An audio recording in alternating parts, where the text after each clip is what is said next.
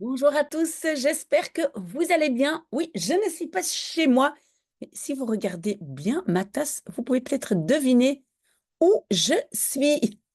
En tout cas, je reste avec vous, hein, même si je ne suis pas chez moi, je reste avec vous. Et nous allons lire aujourd'hui les livres qu'on aime tant, L'Alchimiste, et nous sommes à la page 130, 131. J'en profite que tout le monde, en fait, que tout le monde soit encore dans son lit. Ok, donc, c'était quoi encore la fin de la page précédente? Oui, donc le commandant de ceux qui ont attaqué l'Oasis était, je pense, le seul survivant et ils l'ont condamné à, je pense que ça c'était la fin, donc veroordeeld tot, condamné à, et puis nous avons ici, mais je vais essayer d'agrandir, oula, voilà, een eerloze dood. Donc, en fait, une mort, eerloos, loos, vous le savez, c'est sans honneur. Et donc ils vont le tuer. In plaats van onthoofd of doodgeschoten te worden, werd hij opgehangen aan een dode palmboom. Donc, au lieu de, et le verbe c'est te worden, être onthoofd, décapité, hein, on va hoofd dedans, décapité, ou doodgeschoten, schieten, c'est tirer, donc on va dire fusiller, parce que le dood, ça veut dire tirer dessus jusqu'à la mort.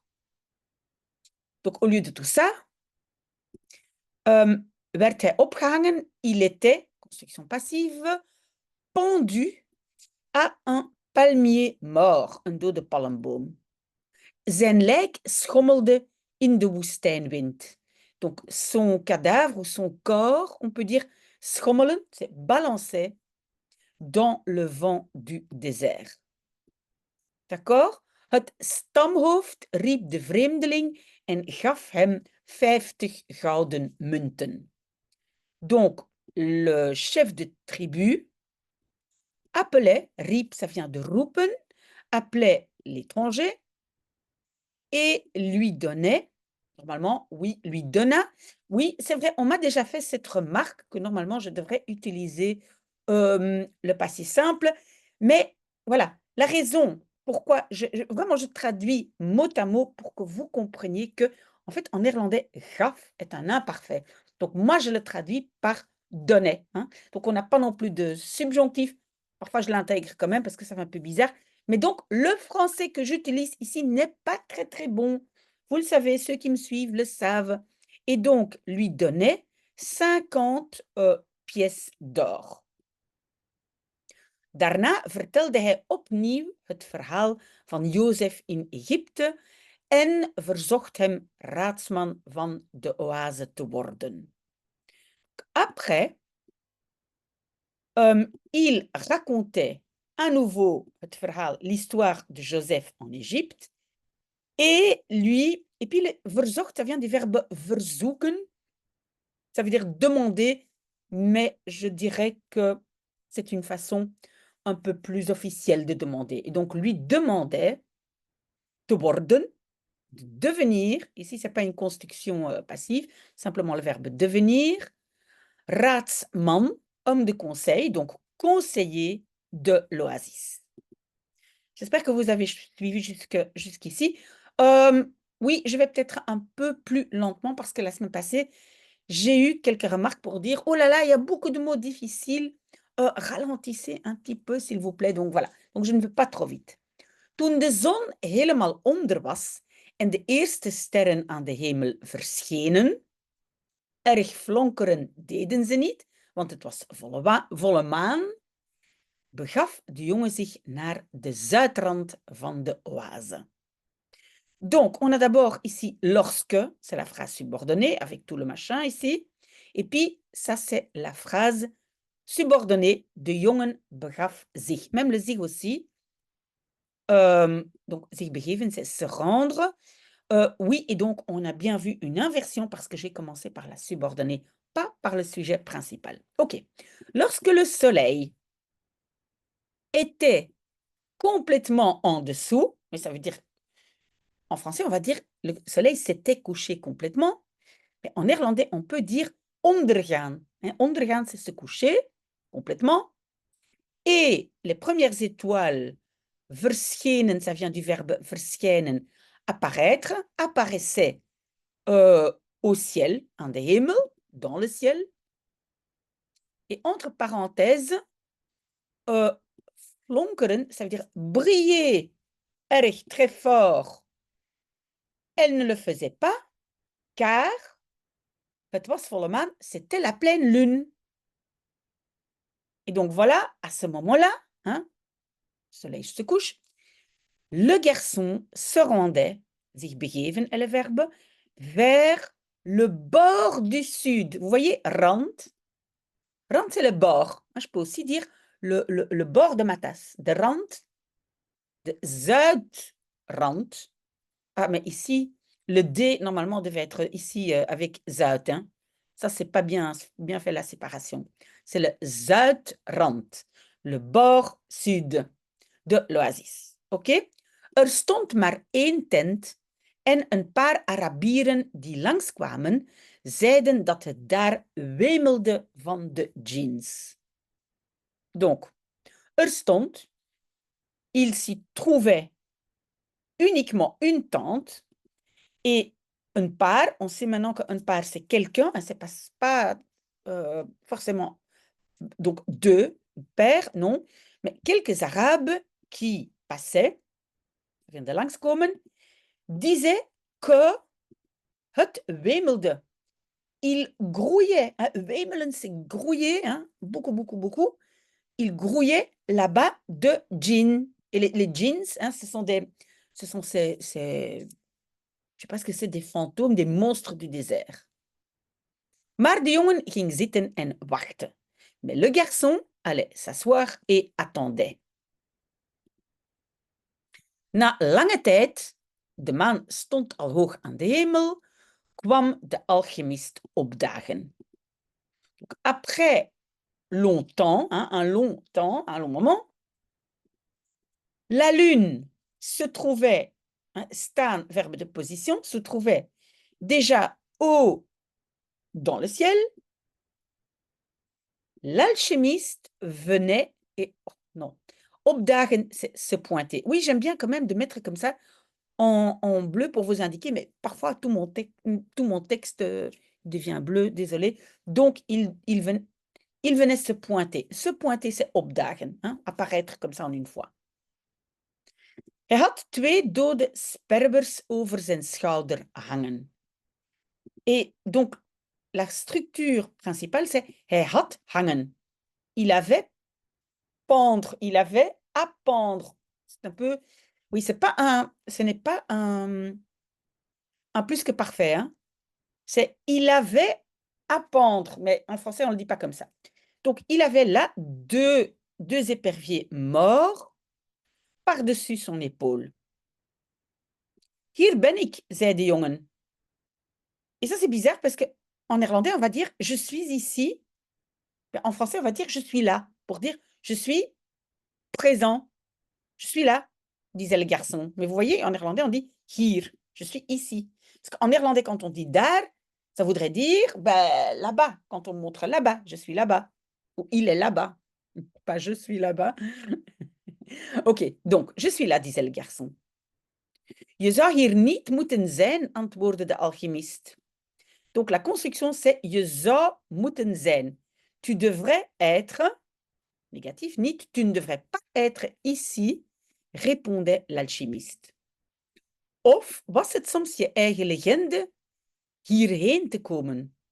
Ou était-ce peut-être ta propre légende te komen, de venir hierheen? On le sait, le heen indique une direction, hein, par ici, dans cette direction. Woedt een stammenoorlog. Donc, hein, cette fameuse construction et puis le verbe, mais en fait, le sujet principal, c'est un stammenoorlog, donc une guerre de tribus sévit. C'est un peu, donc le et verbe remplace le il y a, et donc c'est un peu comme il y sévit une guerre de tribus. D'accord? Ça, c'est une façon très, très courante en néerlandais de s'exprimer. Ik kan niet verder. Je ne peux pas plus loin. Et rappelez-vous, on n'a pas mis le gaan, parce qu'avec les verbes de modalité comme kunnen, hein, kan, on peut ne pas les mentionner. De alchemist sprong van zijn paard en beduidde de jongen mee te komen in zijn tent. L'alchimiste sautait de son cheval et indiquait, hein, beduiden, je dirais, oui, indiquait, montrait le garçon de venir avec dans sa tente. Het was een tent als alle andere die hij had gezien in de oase. Je vais déjà traduire ça. C'était une tente comme toutes les autres qu'il avait vues dans l'oasis. Behalve de grote centrale tent. À part la grande tente centrale. Voilà, c'est reparti en bleu. Désolé. Donc, à part la grande tente centrale, die de pracht en praal van een sprookje vertoonde. Donc, cette tente qui vertoonde, vertonen, qui montrait, mais ici peut-être qui présentait, de pracht en praal.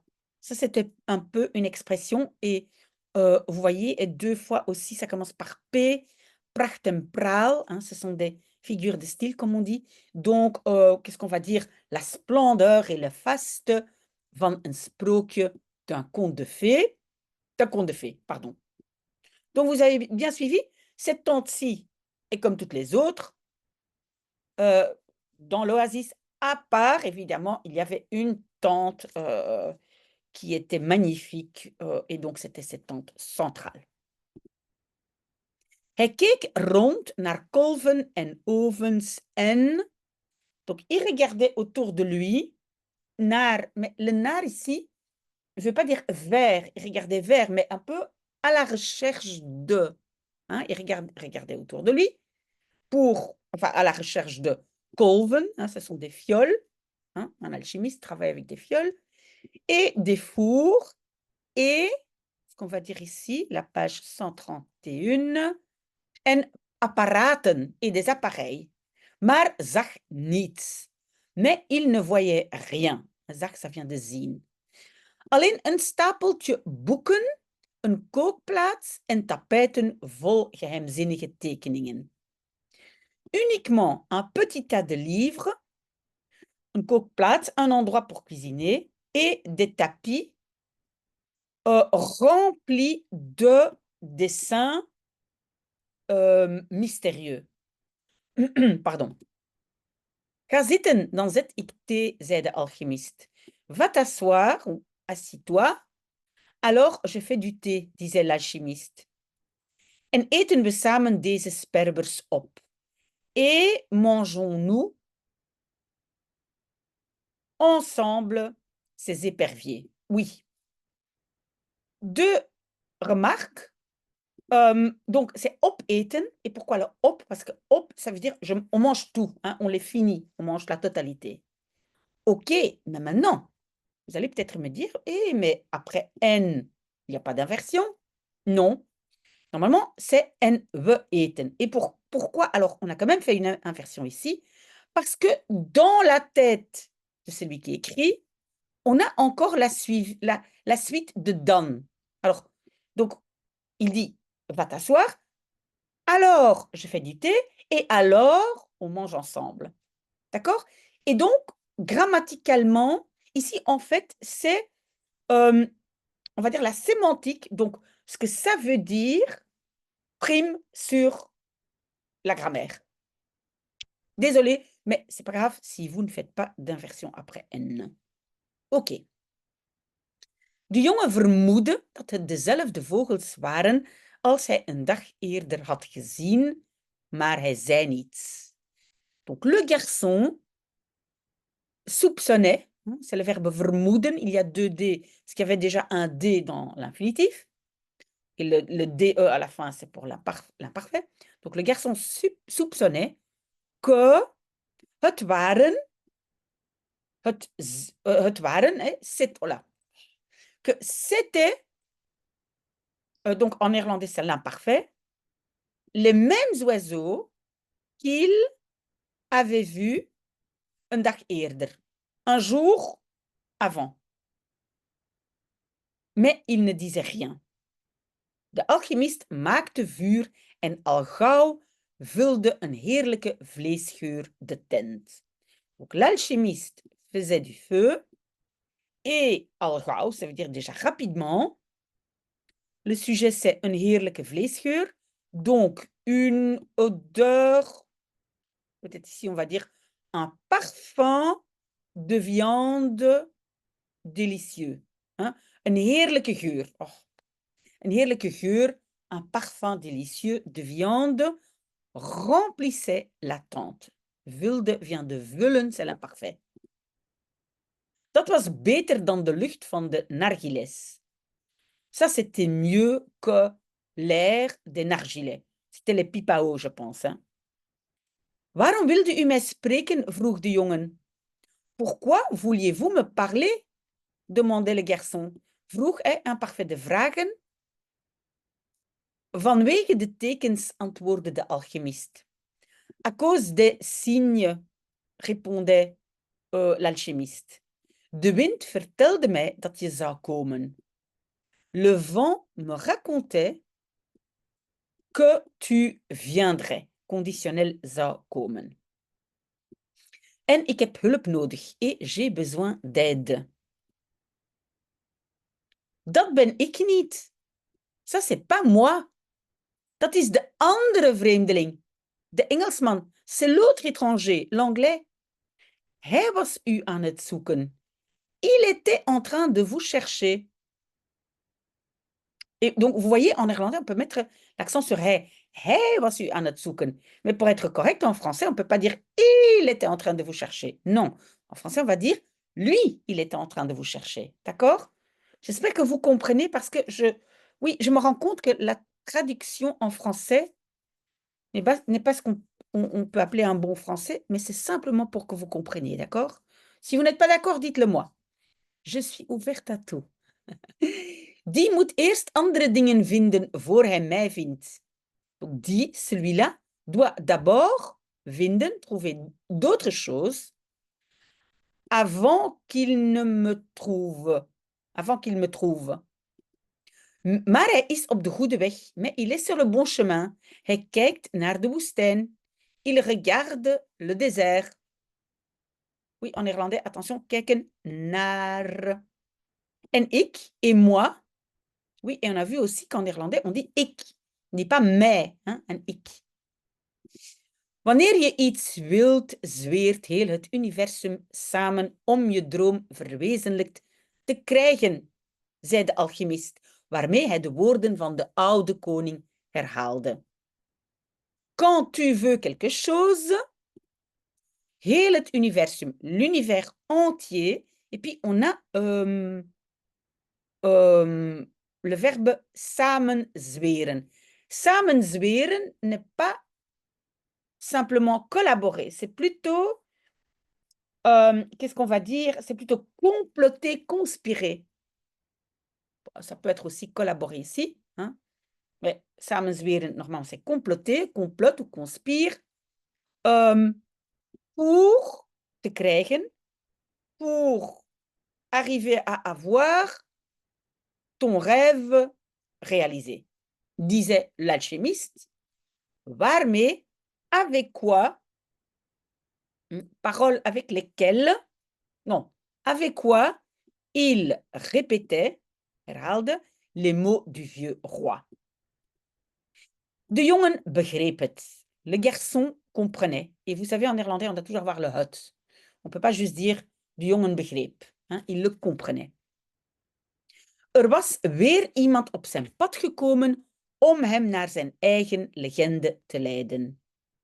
Il y avait à nouveau quelqu'un gekomen, venu sur son chemin pour le, et puis c'est te leiden, pour le guider vers sa propre légende. Ah, on a presque fini. Dus u gaat mij lesgeven. Donc vous allez me donner des leçons. M'enseigner. Hein? Lesgeven, ça peut aussi être simplement enseigner. Nee, jij weet al alles wat je moet weten. Non, tu sais déjà tout ce que tu dois savoir. Ik zal je alleen de goede richting naar de schat wijzen. Je vais uniquement te wijzen, te montrer la bonne direction vers ton trésor. Er woedt een stammenoorlog, herhaalde de jongen. Oui, et donc, à nouveau, cette même expression. Donc, il y a une guerre de tribus, mais le il y a n'est pas simplement ris, mais contient le verbe sévir. Il y sévit, donc une guerre de tribus sévit, répétait le garçon.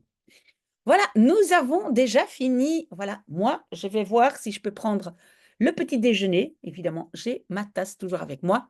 Et j'espère que vous avez deviné où je suis.